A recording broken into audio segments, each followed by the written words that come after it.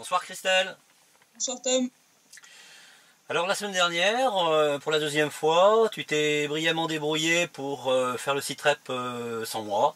Alors aujourd'hui par contre nous allons retrouver nos activités habituelles, hein, ce direct depuis le Donbass ensemble. Nous sommes le 20 octobre et c'est le 61e site rep. Et les choses ne s'améliorent pas nécessairement, hein, c'est le moins qu'on puisse dire. Et sur plusieurs plans d'ailleurs, hein, je vais te laisser la parole pour que tu nous donnes un aperçu de ce qui se passe. Oui, puisque c'est bien dans le Donbass qu'à Kiev, la situation devient de plus en plus tendue, puisque durant la semaine écoulée, l'armée ukrainienne a violé le cessez-le-feu en RPD à 264 reprises, donc plus que la semaine dernière, on était à environ 240, au cours desquels 1283 projectiles d'un calibre interdit par les accords de Minsk ont été tirés, donc je rappelle artillerie, mortier et chars d'assaut, en forte hausse par rapport à la semaine passée. La semaine passée, on était aux alentours des 700. Ces bombardements ont touché 25 localités de la République, comme la semaine dernière. Et suite à ces bombardements dans le district de Petrovski, 2 civils ont été blessés. Et le bilan de la semaine fait aussi état de 2 soldats de la RPD tués. Ouais, donc c'est pas top quand même comme bilan. Les bombardements sur la station d'épuration de Donetsk se poursuivent. Ainsi, du 18 au 19 octobre, l'armée ukrainienne a continué de tirer à coups de mortier, chars d'assaut et autres armes lourdes sur la zone tout autour de la station d'épuration, alors même que les observateurs de l'OSCE travaillaient sur place pour remettre en état les caméras de surveillance qui avaient été endommagées déjà par des tirs de l'armée ukrainienne, hein, je tiens à le rappeler. Oui. Le tout bien sûr en essayant d'en faire porter la responsabilité à la République populaire de Donetsk. Sinon, ce serait pas drôle. Oui, ça devient un classique hein, maintenant. Hein, oui, on va avoir l'habitude. Les services de renseignement de la RPD ont détecté des mouvements d'armes lourdes de nouveau près de la ligne de contact. Entre autres 10 chars d'assaut, 7 canons anti-chars Rapira de 100 mm et 3 canons automoteurs Gvozdika de 122 mm. Le tout confirmé par les rapports de l'OSCE qui ont détecté l'absence de 50 pièces d'équipement ukrainien des zones de stockage où elles devraient se trouver, donc beaucoup moins que la semaine passée, hein. Enfin, ça reste quand même toujours trop. Parmi ces 50 pièces d'équipement, on trouve 5 systèmes de missiles antiaériens Strela, 18 canons anti-chars Rapira de 100 mm et 11 lance-roquettes multiples Grad de 122 mm. Donc, oui. On continue dans la méthode de jardinage à l'ukrainienne. C'est ça, voilà. C'est ça. Oui. C'est le genre de jardinage où il vaut mieux pas se trouver dans le secteur où ça tombe, hein, quand même. Hein. Ouais, ça c'est clair. Ouais.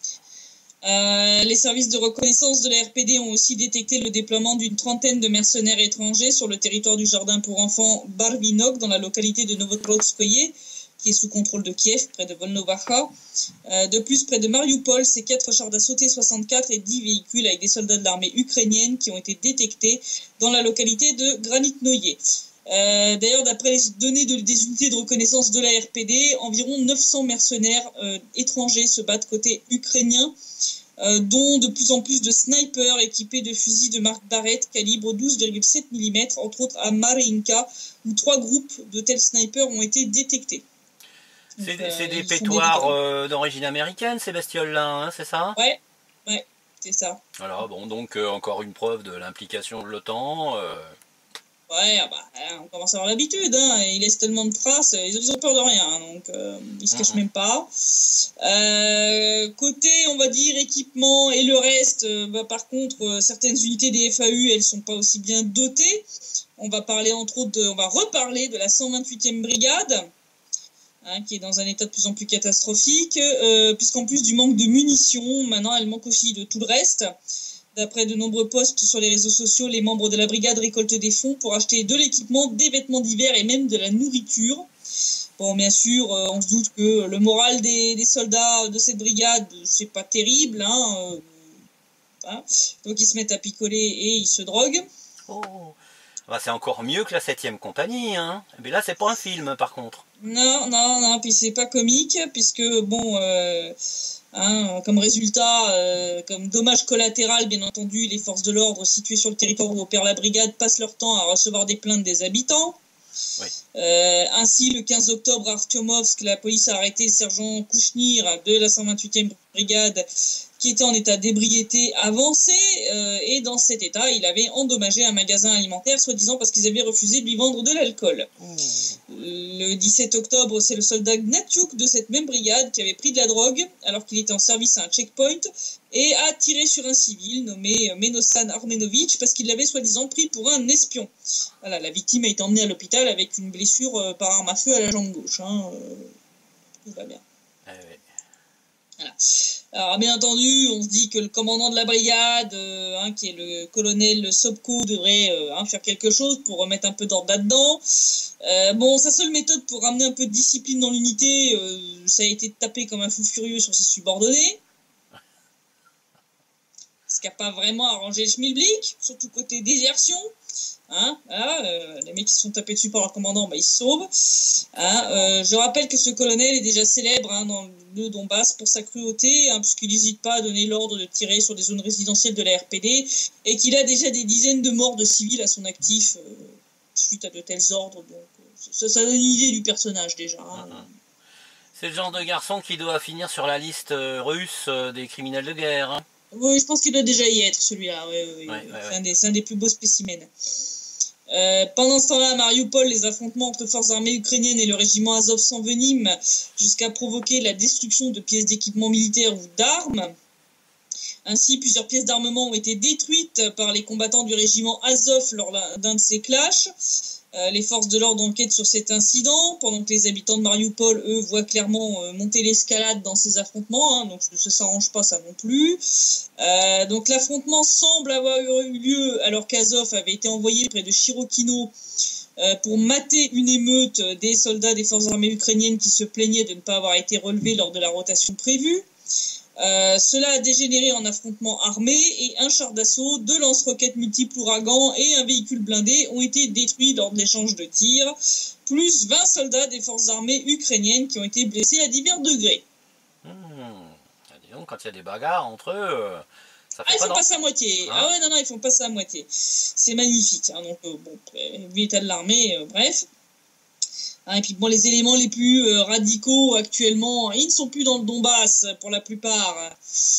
Ils sont à Kiev, puisque l'information la plus importante de la semaine a bien sûr été ce qui semble être quand même le lancement du 3e Maïdan à Kiev. On va voir si ça s'essouffle ou si ça se poursuit.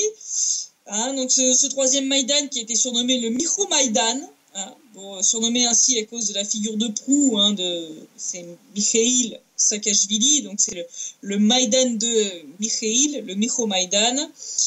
Donc comme il l'avait promis, ce cher Misha est revenu le 17 octobre à Kiev pour faire entendre les soi-disant doléances du peuple sous la forme de 3 revendications: la levée de l'immunité parlementaire, la modification de la législation électorale et la création d'un tribunal anticorruption, auquel il a rajouté une 4e qui était le départ de Poroshenko. Oui. Voilà, puisqu'il a balancé comme ça, brut de décoffrage, qu'en gros, tant qu'il serait président, ça serait la merde dans le pays. Donc, pas besoin d'avoir fait Saint-Cyr pour comprendre ce qu'il veut. Donc, le 17, ils étaient à peu près 5000 à s'être réunis devant la Rada pour porter ces revendications, d'abord calmement, puis beaucoup moins pacifiquement.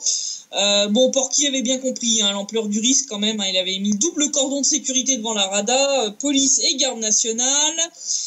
Les députés ne pouvaient rentrer dans la Rada qu'après être passés par un portique de détection de métaux. Il y avait de quoi avoir peur, parce que parmi les manifestants, on a vu traîner des drapeaux de secteur droit, de Svoboda, de l'UNSO et du Corps National, qui est un parti issu du régiment Azov. L'UNSO, c'est un parti néo-nazi fondé par le fils de Roman Shushkevich, collaborateur de nazi pendant la Seconde Guerre mondiale. Mais c'est le gratin des bras droits tendus. Puis Svoboda, je rappelle, anciennement Parti national socialiste d'Ukraine. Voilà. Donc avec des gens comme ça, tu te doutes bien que les manifs, elles vont pas rester pacifiques longtemps. Non, si on en croit ce qui s'est passé en début 2014, c'est sûr que là, ça risque de partir en vrille. carrément. Faut rajouter aussi un bon paquet de membres du fameux bataillon Donbass, qui était clairement identifiable à leur jolie petite casquette avec le logo du bataillon sur le truc. Donc je rappelle ceux qui ont aidé Saakashvili à franchir la frontière ukrainienne il y a le mois dernier. Oui. La veille, une bonne partie de ces gens avec une crampe au bras droit avaient pris de force sans grande résistance de la part de la police un bâtiment appartenant à Viktor Yanukovych et disposant d'un héliport sur son toit en plein centre de Kiev à 300 mètres à peine à vol d'oiseau de la Rada. Donc bon, c'est le quartier général parfait pour mener le troisième Maïdan. C'est clair. Pas besoin de te poser de questions. Le soir même, sans surprise, donc le soir même du 17, la manifestation a dégénéré en affrontement avec la police, faisant au moins 10 blessés, y compris parmi les forces de l'ordre. Bon, ces heurts ont éclaté quand la garde nationale et la police ont tenté d'empêcher les manifestants d'amener des tentes et d'installer des tentes devant la Rada.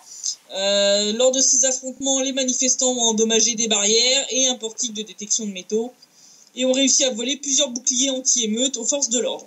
Ah, bravo. C'est très pacifique tout ça. Et ça commence déjà beaucoup plus vite en termes de violence par rapport au Maïdan précédent. On voit que ils ont bien retenu la leçon. Ils vont pas laisser traîner ça pendant 3-4 mois. Là, je pense que... Ils sautent les étapes. Saute les étapes, voilà. Bon, en tout cas, la tentative des forces de l'ordre a échoué parce que non seulement ils ont réussi à amener, mais à installer plusieurs tentes carrément sur la rue Grushevski et ont promis d'en amener des centaines d'autres.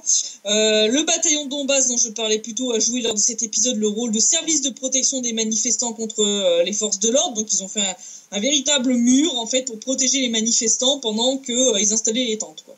D'accord. Bon, bataillon Donbass, je le rappelle, qui est financé par ce cher Igor Kolomoïski. Sioniste, israélo-ukrainien, oligarque, oui. anti-Poroshenko, voilà. Et grand copain de BHL, qui ne sait toujours pas reconnaître un néo-nazi en Ukraine. Voilà. Donc sur les 5000 manifestants qu'il y avait en journée, seulement 200 sont restés sur place la première nuit, dans les fameuses tentes qu'ils avaient réussi à monter. Comme promis, Saakashvili était là pour vilipender Poroshenko et lui conseiller de quitter son poste de président. Ouais.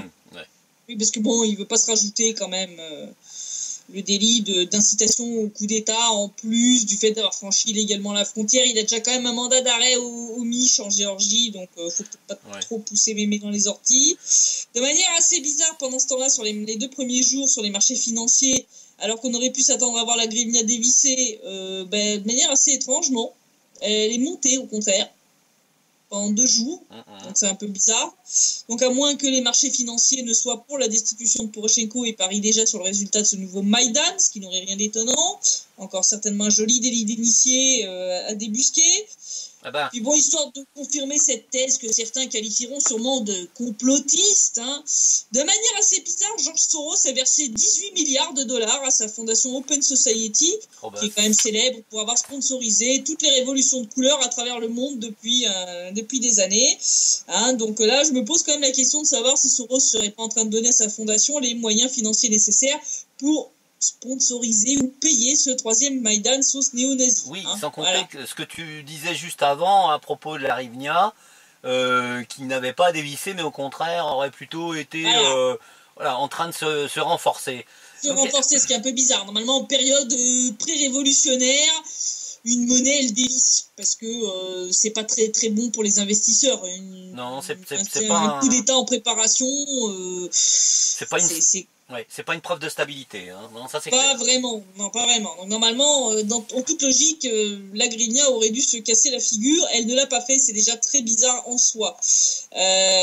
Donc quand on voit Soros qui dans le même temps donne 18 milliards à sa fondation. C'est une somme record. Parce qu'il ne faut pas oublier... c'est énorme. Le Maïdan précédent, la Miss Nuland, elle avait clamé qu'ils avaient mis 5 milliards sur la table pour décider de qui mettrait la tête de l'Ukraine. Donc 18 milliards en plein début du troisième Maïdan. Là tu te poses 2-3 questions quand même. Là où ceux qui s'en posent pas, c'est qu'il y a peu assez de neurones actifs pour s'en poser. Mais bon, en tout cas, ces angoisses ont été clairement exprimées certain député, hein, le président du bloc Petro Poroshenko à la Rada, Artur Gerasimov, qui est convaincu que ni Saakashvili ni ses supporters ne cherchent en réalité à satisfaire les exigences qu'ils ont mises en avant et que pour lui l'objectif réel est de déstabiliser massivement l'Ukraine pour pouvoir s'emparer du pouvoir. Hein, donc quel qu'en soit le prix. Il a d'ailleurs déclaré, il a d'ailleurs exhorté les manifestants à cesser de bloquer la Rada en déclarant que de telles actions étaient mauvaises. Bon, ça me fait un petit peu rigoler parce que ce monsieur, il a obtenu son mandat de député après des élections illégales suite à la destitution tout aussi illégale de Yanukovych, suite au précédent Maïdan, qui n'a rien à envier presque à celui-ci, donc ça me fait un peu marrer, quoi. Ça fait un peu arroseur arrosé, là, quand même. Oui, absolument, oui. Bon, plusieurs députés sont bien sûr venus se montrer, en plus de ce cher Saakashvili, qui était en train de boire sa petite tasse de soupe. On a vu ce cher Semyonchenko, qui est, je le rappelle, aussi le commandant du bataillon Donbass, qui assure la sécurité de tout ce petit monde. Ah, bravo. Ah non, mais c'est un concentré de néo-nazis, hein, ça, il n'y a aucun doute. Ah oui, et puis cette chère Nadia Savchenko, bien entendu, qui a les dents qui rayent le plancher, et même les égouts dans le sous-sol. Devant, bien entendu, toutes ces forces radicales, Poroshenko, qui est quand même un peu plus fut-fut que ce que beaucoup peuvent penser, a donc décidé de soumettre à la Rada une loi sur la levée de l'immunité parlementaire et une sur la modification du système électoral pour essayer d'apaiser un petit peu la vindicte populaire et dégonfler en fait les arguments de ses opposants. Enfin bon, il n'est pas complètement con non plus, donc histoire de ne pas se saborder totalement avec ces lois, sa proposition de loi sur la levée de l'immunité parlementaire ne serait applicable qu'à partir du 1er janvier 2020. Donc après les prochaines élections présidentielles et législatives en Ukraine. Les députés ont soumis une version légèrement modifiée avec application dès l'année prochaine. Les deux ont reçu des votes plutôt positifs à ces premières propositions et le tout a été envoyé à la Cour constitutionnelle pour revue. Voilà. Donc au lieu de signer, c'est on va envoyer à la Cour constitutionnelle pour voir ce qu'elle en pense, parce que ça revient quand même à modifier la constitution ukrainienne. Bah oui. Donc ce n'est que si la Cour constitutionnelle estime que ces projets de loi ne violent pas la constitution ukrainienne que ces derniers pourront être alors pleinement votés ou non par la Rada. Donc ils vont devoir repasser une deuxième fois à la Rada. Donc en clair, pour qui il essaye de se défausser là, Poroshenko. Je pense qu'il va pousser la Cour constitutionnelle à déclarer que ces propositions de loi sont anticonstitutionnelles, ce qui serait assez logique parce que l'immunité quand même parlementaire, c'était une des bases de la plupart des régimes dits démocratiques, ouais. Pour éviter que les députés puissent être chargés avec des trucs bidons à tour de bras. C'est ça. Voilà, bon. Donc je pense que la Cour constitutionnelle va rendre un avis négatif et que Poroshenko pourra dire c'est pas de ma faute si les lois n'ont pas été votées, c'est la Cour constitutionnelle. Bon, c'est une ruse qui a quand même pas l'air d'avoir été du goût des manifestants quand même, qui ont l'air de ne pas avoir tous oublié leurs neurones à la maison. Entre autres, certains soldats du bataillon Donbass présents sur place ont clairement indiqué attendre les ordres de leur commandant, donc Semyonchenko, pour décider quoi faire. En gros, s'il leur dit vous prenez la Rada d'assaut, ils vont le faire. Autrement dit, ils vont lâcher les chiens, quoi. C'est à peu près ça. D'autres, comme un certain Yura, ont dit assez honnêtement que peu importe ce que la Rada va voter, les jours du gouvernement ukrainien actuel sont comptés et qu'ils vont bientôt devoir partir. Voilà. Il semble aussi qu'il ait déclaré que le ministre de l'Intérieur, Avakov, envisage d'arriver à nettoyer la place avec l'aide de quelques centaines de casseurs. Dans ce cas-là, cet activiste a prédit qu'alors ce ne sera pas 700 personnes, mais 300 fois plus, soit 210 000 qu'il y aura en face de la Rada. Donc on voit bien que tout ça, ça prouve que les revendications portées Saakashvili, c'est un paravent, c'est comme les guerres humanitaires pour cause de droits de l'homme, c'est pareil, là c'est pour justifier un nouveau coup d'État. Les méthodes sont les mêmes que pour le Maïdan précédent, mais là cette fois les radicaux sont impliqués dès le début du mouvement, ils sont déjà d'ailleurs armés de barres métalliques, les boucliers anti-émeutes qu'ils ont volés entre autres à la garde nationale qui a essayé timidement de réclamer leur retour, c'est assez comique. Oui. C'est-à-dire, s'il vous plaît, vous pouvez nous rendre les boucliers anti-émeutes que vous nous avez volés. Aïe, aïe, aïe, pas taper. C'est ça. Donc bon, là, hier, la situation restait quand même relativement tendue. Beaucoup de gens s'étaient rassemblés devant l'hôtel Kiev en traitant le gouvernement ukrainien de gouvernement criminel, en exigeant le départ des députés. au milieu de ce chaos, il y a eu une annonce qui je pense, va un peu stimuler les manifestants, qui a été l'arrestation d'un député ukrainien, Borislav Rosenblatt, qui s'apprêtait à s'envoler pour Cologne, en Allemagne, avec de l'or et des diamants sur lui, non déclaré, bien entendu, alors qu'il était déjà soupçonné de participer au trafic illégal de l'ambre et portait donc un bracelet électronique. Voilà, donc je pense que ça, c'est quand même un bon indicateur. Là, ils commencent à avoir bien peur, là, les politiciens ukrainiens. Je pense qu'il y en a quelques-uns qui commencent à se dire que ça sent mauvais et qu'il est temps d'aller sous des cieux un peu plus cléments. Et là, on en est qu'au bout de, je crois, trois jours de Maïdan. Ça ne fait que commencer. Donc, je te raconte pas comment ça va se terminer. Hein. À mon avis, ça va être sanglant. Bah, si tu me permets justement une parenthèse par rapport à ça, c'est que je l'avais déjà dit, mais je crois qu'il faut le répéter à tous les apprentis criminels qui voudraient profiter d'une situation comme celle-là, comme ça a été le cas de Poroshenko. Faut pas oublier que Poroshenko a été mis en place par le même système qui est en train actuellement de le chasser. Parce que c'est ça, hein, c'est un agent de la CIA, ce type-là. C'est un oligarque, mais un agent de la CIA. Donc là, ils essayent soit de le forcer à déclencher une offensive finale dans le Donbass, parce que ça c'est l'objectif, hein. Faut pas se leurrer. Bien sûr, de toute façon, voilà. Ça c'est clair. Ou alors, soit effectivement ils veulent directement placer plus radical pour être sûr que cette fois l'offensive sera bien lancée. Donc, Timoshenko ou quelqu'un du genre, peut-être même une Savchenko, on va savoir. Avec eux, je m'attends à tout, mais qu'il y aura derrière tous les radicaux, parce que là, t'as toute la racaille néo-nazie ukrainienne qui est sur la place devant la Rada. Je veux dire, Svoboda, Bataillon Donbass, Secteur droit, UNSO, Corps national. Je crois qu'il y a que le régiment Azov qui est aux abonnés absents. Il va être appelé au secours dans pas longtemps alors. Hein, parce que... Je pense, il y a de bonnes chances, puisque le Corps national est un parti politique qui est issu du régiment Azov, le parti politique de Biletsky, ce cher Biletsky. Donc, vu la concentration de néo-nazis au centimètre carré, je pense que ça va mal se finir. Donc, si jamais ça a l'air de s'essouffler un peu aujourd'hui, je pense qu'on va avoir très vite des provocations dans le même genre que celles qui ont eu lieu début 2014 et qui ont signé la fin du régime de Yanukovych. C'est certain, parce que les 18 milliards de Soros, ils n'ont pas été faits pour distribuer des bonbons en Afrique. Hein.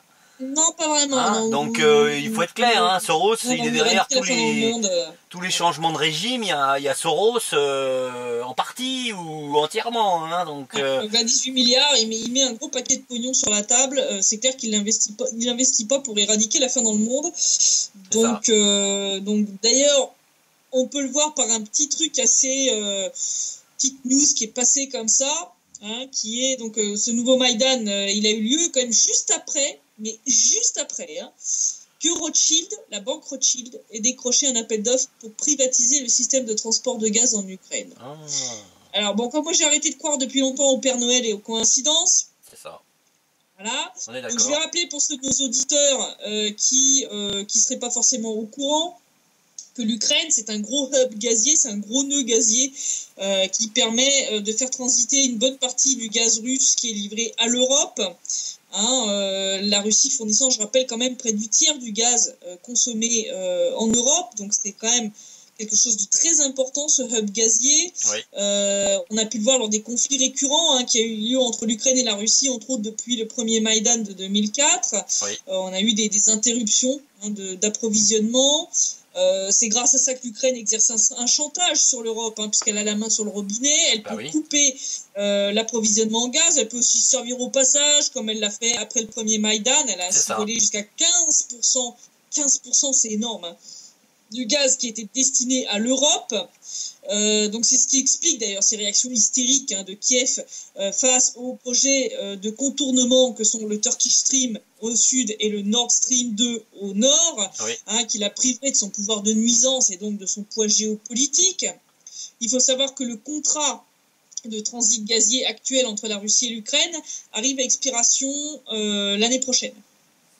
Donc normalement, à partir de 2019, quoi qu'il arrive, il n'y aura plus de gaz qui devrait transiter normalement par l'Ukraine. Donc une fois qu'on a posé ce cadre, on commence déjà un petit peu mieux à comprendre l'importance de cette information, de cette banque Rothschild qui est basée à Milan et qui a remporté cet appel d'offres pour fournir des services de banque d'investissement à Naftogaz, pour dégrouper des activités de transport gazier et trouver des partenaires pour gérer le système de transport de gaz en Ukraine. Donc ça, c'est ce qui est marqué officiellement sur l'appel d'offres. Le tout pour un petit contrat de 98 millions de hryvnia, soit 3,15 millions d'euros, mais avec un coût total du travail évalué à 193,3 millions de hryvnia, soit 6,213 millions d'euros. Bon, alors ça peut sembler un peu charabia tout ça, c'est un peu du chinois pour les gens qui comprennent pas forcément tous ces termes un petit peu techniques.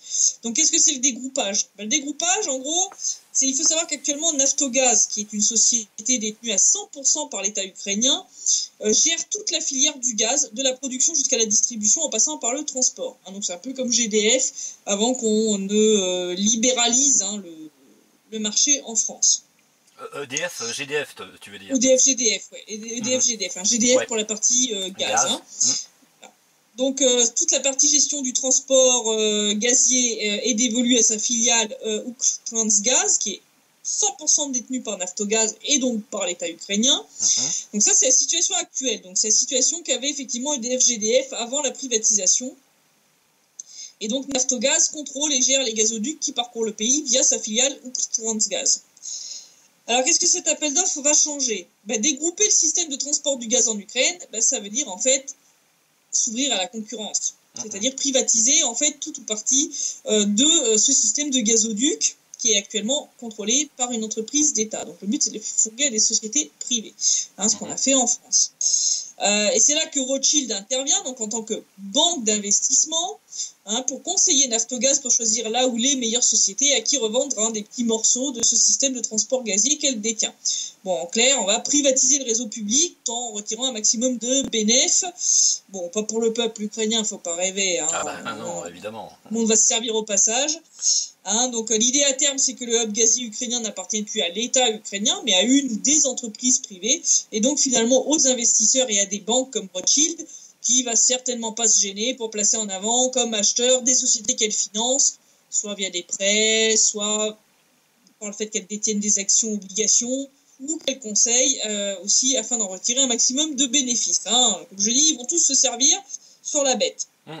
Bon, donc dès lors, ce ne sera plus l'Ukraine en tant qu'État qui aura la main sur le robinet de gaz de l'Europe, mais des entreprises privées et des banques, au final, dont certainement la banque Rothschild, dont je rappelle le passif en termes d'investissement sanglant dès le 19e siècle. Je vous invite à aller regarder les sites Investopedia ou le site du Télégraphe en anglais, qui en parle très très bien. Donc je rappelle la banque Rothschild qui a financé plusieurs des guerres, dont les guerres d'époque napoléonienne, pour s'enrichir, entre autres en faisant circuler des fausses rumeurs, pour rafler un maximum de pognon en pariant sur la véritable option, sur la vérité, et en racontant n'importe quoi en rumeurs publiques. C'est ça. Voilà. C'est d'ailleurs pour ça que c'est une banque qui possède des journaux, des médias, justement, pour permettre de transmettre ces manipulations. Ces fake news, etc. Donc en clair, l'Ukraine est en train d'être dépecée et vendue morceau par morceau sur le marché pour le plus grand bénéfice des financiers. Et au vu de l'importance géopolitique, stratégique et financière de ce hub gazier qu'est l'Ukraine, moi je trouve ça assez inquiétant quand même, de voir des banques d'investissement au passif aussi lourds que la Rothschild mettre la main dessus. Quand on voit ce qui se passe là avec ce troisième Maïdan, on est en droit de se poser la question, effectivement, est-ce que le but, ça n'est pas d'empêcher en cas d'effondrement total de l'Ukraine que justement l'État ukrainien mette la main sur le robinet pour le couper, en gros de lui ôter ce pouvoir de nuisance, ou de pouvoir mettre la main dessus, et puis peut-être que la banque Rothschild va essayer de s'aborder les autres projets, puisque je rappelle que le Nord Stream 2 par exemple risque d'être impacté par les nouvelles sanctions américaines, qui empêchent normalement les sociétés européennes de se financer auprès des banques américaines ou européennes pour aider à financer ce projet Nord Stream 2.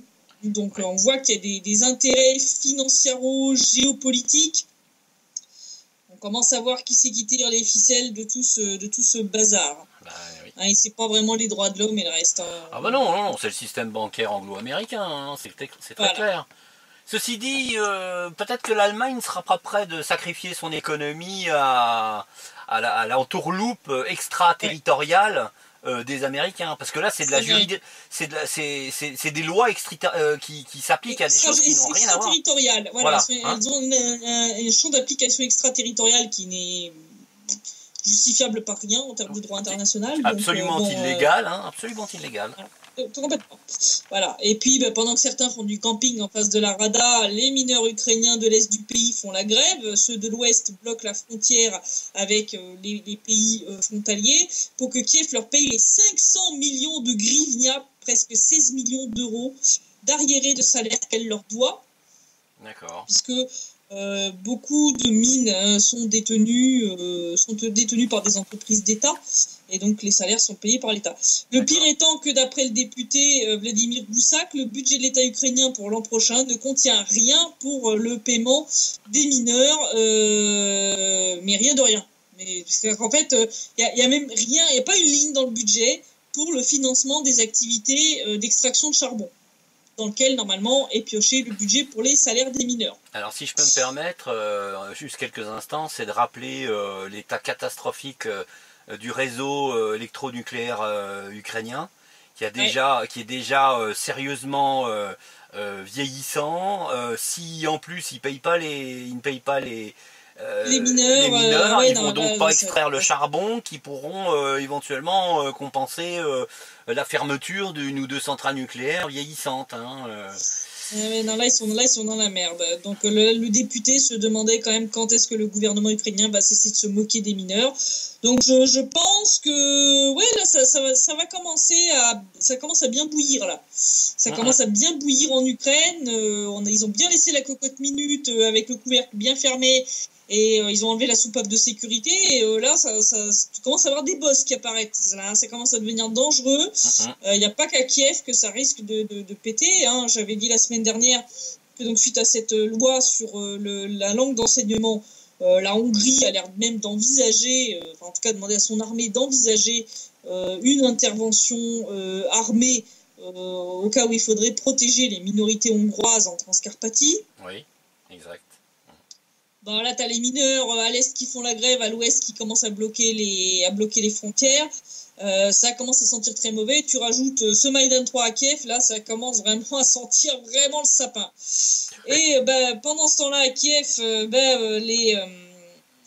comment on pourrait appeler ça, les loustiques qu'on a au gouvernement nous inventent de nouvelles bêtises tous les jours. Donc là, on en a 2 cette semaine. La première, c'est donc les forces navales ukrainiennes ont déclaré qu'ils voulaient adopter la tactique de la meute de loups pour affronter la flotte russe de la mer Noire. Donc c'est une tactique qui consiste en l'attaque par de petits navires lance-missiles d'un vaisseau ennemi beaucoup plus gros. Ça fait rire tout le monde. Et vraiment tout le monde, y compris les sénateurs russes, dont Olga Kovitidi, qui est membre du comité de la défense et de la sécurité du Conseil de la Fédération de Russie, qui a commenté ça. Donc je la cite, la pensée militaire ukrainienne s'est encore une fois surpassée. C'est ironique. Oui. La meute de loups est une tactique de poursuite de navires ennemis par des sous-marins pour atteindre une supériorité numérique. Quel rapport avec des navires lance-missiles? Je ne comprends pas. La tactique proposée par les militaires de Kiev ne fait pas sourire que les militaires, d'autant que l'Ukraine n'a pas de sous-marins. C'est pourquoi nous ne pouvons une fois de plus que sourire et continuer à nous occuper de nos affaires. En gros, par la mon dos, ma tête est malade. Donc, selon la sénatrice, c'est Washington qui aurait suggéré cette tactique farfelue à Kiev. C'est une ineptie. Mais complet. Donc, pour information, pour que nos auditeurs comprennent, donc ça fait 1 siècle que cette tactique, a priori, est intéressante à démontrer qu'elle ne rime à rien. Oui. C'est de la merde. Qu'en fait de loup, il faut plutôt parler de moustiques, puisque les bateaux ukrainiens en question sont des bateaux d'à peu près 50 tonnes, contre des frégates russes qui en font 2200. Oui. Voilà. Que ces bateaux de 50 tonnes n'ont que des canons de 76 mm, tu vas être un petit peu juste là, pour une frégate, même à 6 contre 1. Et que, bon, la frégate a des moyens de riposter, qu'elle n'est pas toute seule. Oui, ne serait-ce que qu'elle déjà... les moustiques bien en avance, et qu'en mer Noire, je rappelle qu'elle a du soutien aérien. hein, qui peut arriver très rapidement. Oui. Mais oui, rien que déjà la défense des frégates avec le fameux AK-630, dont j'invite nos vidéos spectateurs à voir les conséquences, dans une séquence d'ailleurs qui a été filmée dans le golfe d'Aden, au moment où... Contre des pirates somaliens, voilà. si je me souviens bien. Ça n'a pas duré 15 ans. Hein. Ça n'a pas duré 15 ans. Ça marche très très très très bien, c'est très efficace, c'est très rapide. Ça crache des balles à une vitesse énorme, et c'est du 30 mm, donc ça fait des très très gros dégâts, et je pense pas que même un bateau de 50 tonnes résiste très longtemps face à ça. Hein. Oh, vraiment, non. Donc là, c'est le dernier délire des grands stratèges ukraino-washingtoniens. On peut noter quand même un truc, c'est que cette fameuse tactique du loup, hein, ou Gruppentaktik, qui était utilisée par l'amiral Dönitz, hein, de la Deutsche Kriegsmarine, c'est pour dire que peut-être que ces gens, encore une fois, s'inspirent de leur... de leur maître à penser nazi. Leurs ancêtres idéologiques, ouais. C'est assez rigolo de retrouver une tactique utilisée par les nazis chez ces gens-là. Enfin, moi, il n'y a plus rien qui me surprend avec eux, mais c'est vrai que c'est assez drôle. Oui. Voilà. Et puis, bon, on retrouve, pour notre deuxième pendant ce temps-là, Kiev, notre clown préféré, Poroshenko, qui est de retour avec du grand délire concernant l'OTAN cette fois. Hein, parce qu'il a déclaré ni plus ni moins que l'Ukraine fera non seulement partie de l'OTAN dans le futur, mais qu'elle fournira peut-être le prochain secrétaire général de l'Alliance. Oh, rien que ça. Ouais. Donc il nous a sorti ce énième délire le 14 octobre lors des célébrations du jour du défenseur, hein, lors d'un discours fait devant les étudiants d'un lycée militaire de Kiev. Donc il a sorti, je cite, ne vous effondrez pas de rire, hein. Il n'y a pas de doute que parmi ces courageux adolescents se trouvent les futurs officiers et généraux, ambassadeurs et ministres, peut-être un futur président, et peut-être le secrétaire général de l'OTAN, car l'Ukraine deviendra un membre de l'Alliance. Bon, puis il n'a pas été tout seul, hein, je pense qu'il a dû partager ses petites crottes rochaines là au cannabis là, ouais. Il a dû enfiler à son premier ministre parce qu'il l'a rejoint dans son délirium tremens, parce qu'il a sorti sans rire en commentant les efforts encore à faire par l'armée ukrainienne, hein, pour se hisser au niveau des standards de l'OTAN. Je cite, aujourd'hui l'armée ukrainienne est une armée européenne puissante et moderne, capable d'accomplir des tâches quelle que soit leur complexité. Lesquelles de tâches? Lever le coude, se piquer, violer des gamines, tuer des civils? Non, parce que à part ça, je vois pas ce qu'ils sont capables de faire. Hein. Ils s'entretuer avec le régiment Azov. C'est grassement pathétique. Non, Poroshenko, non. Écoute, au mieux, vous arriverez peut-être à rentrer dans l'OTAN dans 20 ans si vous existez encore. Mais enfin, vu le troisième Maïdan qui est en cours, je pense que l'Ukraine n'en a plus pour très longtemps. Je pense que l'Ukraine va exploser en plein vol dans peu de temps. C'est au maximum une question de quelques semaines. Hein. Là, franchement, je pense que maximum d'ici 5 ans, l'Ukraine n'existe plus. Si vraiment on était pessimiste. Donc, 20 ans, les enfants, non, vous n'y serez pas, non. Vous serez encore moins secrétaire général de l'OTAN. Non, là, il faut arrêter de rêver, les enfants. Là, ça confine au délire pur. Donc voilà, c'est un peu la situation. Donc on a d'un côté des autorités ukrainiennes qui sont de plus en plus déconnectées de la réalité, complètement. Donc je sais pas ce qu'ils prennent, mais je voudrais l'adresse de leur dealer parce que c'est de la super bonne. Elle défonce. Hein. Et de l'autre côté, on a une situation de risque de nouveau Maïdan à Kiev, avec des forces radicales déjà présentes, avec des financements qui ont l'air d'arriver de spécialistes, de financement des révolutions de couleur. Oui. Et puis, de l'autre côté, ces troubles sociaux, avec donc là, les mineurs qui font la grève. Bon, j'ai pas eu le temps d'aborder vraiment en détail, mais il y avait une autre loi qui était en passage à la Rada les mêmes jours que ces histoires de levée d'immunité parlementaire. C'est la réforme de la santé qui prévoit entre autres de faire payer tous les accouchements quand elles se font à l'hôpital. Donc bon, déjà que la natalité du pays c'est pas terrible, mais alors là l'extinction démographique ça va être digne de l'extinction des dinosaures, les Ukrainiens, on en parlera plus dans les livres d'histoire. Donc là c'est quand même très très mauvais.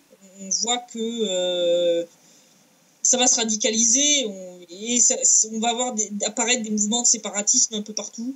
Je pense qu'on va y en avoir en Transcarpathie, dans l'ouest du pays. Je pense que le reste du Donbass et de l'ancienne Novorossia risque de partir en ébullition si les mineurs n'obtiennent pas paiement de leur salaire. Les mineurs, c'est pas des gens qui rigolent quand même. Non, c'est clair. Et c'est des gens qui sont extrêmement déterminés, qui n'ont pas peur de la mort, puisque leur travail est un travail extrêmement dangereux par nature. C'est d'ailleurs pour ça que la révolte ici a eu lieu principalement dans le Donbass, qui est un pays de mines de charbon. Donc là, si Kiev ne se décide pas à payer les arriérés de salaire des mineurs dans le reste de l'est du pays, ils ont de bonnes chances que là, il y ait un petit paquet de monde qui se décide à foutre l'armée ukrainienne dehors, quoi. Il y a quand même un bon risque. Donc, situation à surveiller très très près. Donc non seulement à Kiev, mais aussi ici, et dans le Donbass qui est occupé par l'armée ukrainienne. Je pense que ça va déraper. L'ouest de l'Ukraine est aussi à surveiller, avec toute la région de la Transcarpathie, la zone frontalière avec la Hongrie. Ça risque de partir en live. Kiev a accumulé les conneries, les lois stupides, et il y a un moment où ça va se payer. Faut pas se leurrer.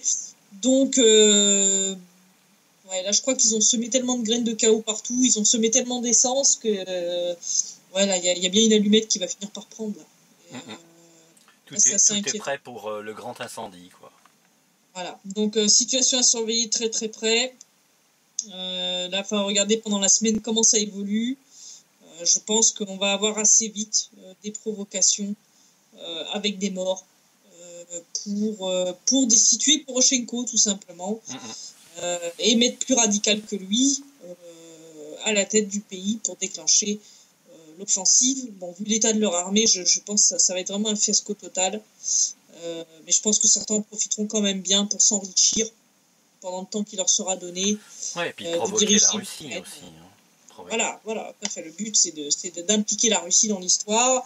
De toute façon, la Russie a réitéré, c'est Vladimir Poutine, si je me souviens bien, ou Peskov, qui a clairement dit qu'il ne laisserait pas faire un bain de sang dans le Donbass. C'est-à-dire pour ça qu'il était hors de question qu'il ferme la frontière, ce qui reviendrait peu ou prou à ça, si on faisait venir des casques bleus sur la frontière entre le Donbass et la Russie. Donc le Kremlin a clairement dit nous ne fermerons pas la frontière tant que l'Ukraine n'aura pas appliqué les accords de Minsk, parce que cela clairement inviterait l'Ukraine à réitérer ce qui s'est passé à Srebrenica. Et il est hors de question qu'on laisse faire ça à notre frontière sans rien faire. C'est ça. Donc là, la Russie a rappelé un petit coup de poing sur la table pour dire bon, arrêtez les conneries parce que ne rêvez pas, on ne vous laissera pas faire de toute façon, quoi qu'il arrive. Donc situation à surveiller comme le lait sur le feu. Et donc, je l'espère seulement à la semaine prochaine.